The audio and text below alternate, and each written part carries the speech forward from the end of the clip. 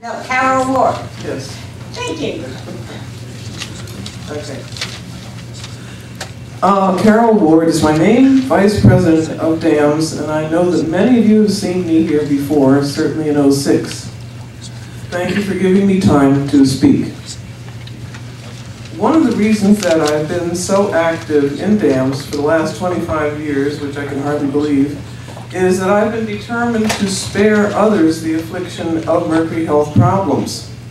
As I learned from experience, these health problems can be expensive, difficult to diagnose, and in some cases lifelong.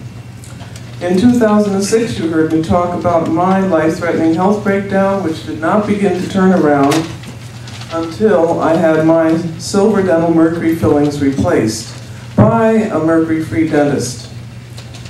I had to spend everything I earned after that on alternative health treatments over the next 8 years, and I'm still on a raft of vitamins and supplements in order to function despite chronic fatigue and chronic Epstein-Barr.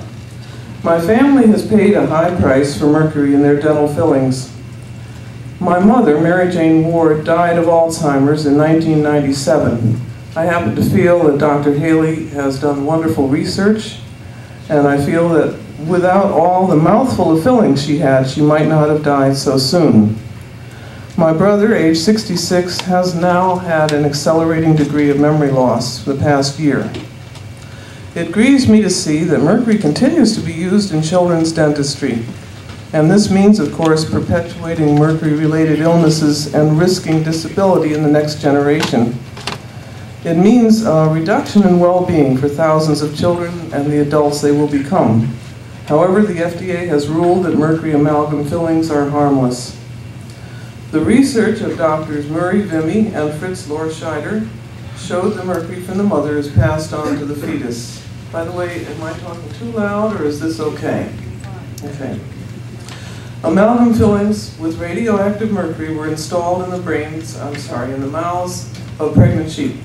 Within a month, the mercury spread to several organs, the brains, the kidneys, the liver, in both mother and fetus.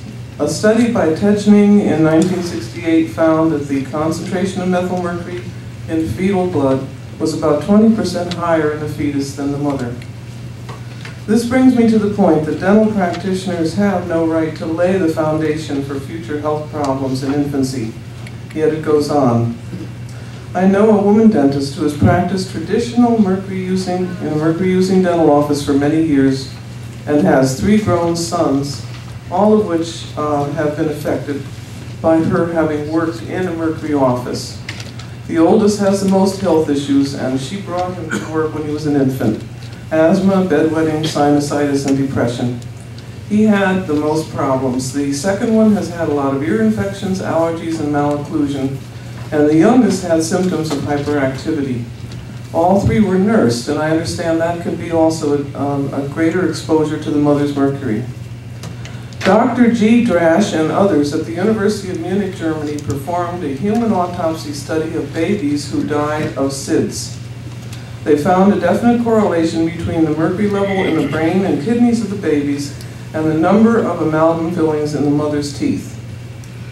We have heard Dr. Richardson this morning and his report, and I was impressed by the fact, he said in 1995, that mercury exposure from dental fillings contributes 50% or more of an adult's mercury exposure and thus constitutes an unacceptable health risk.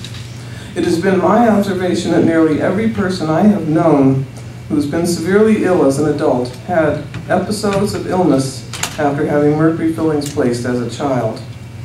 It is time for the FDA to turn aside from its mistaken policies. Ms. Ward, we need to ask you to wrap it up. Okay. Okay, we have more than 30 speakers this afternoon, so I want everybody to have I'm hoping that the FDA will turn aside from this policy about dental fillings and inform consumers of the risk of using these fillings. Thank you very much. Thank you.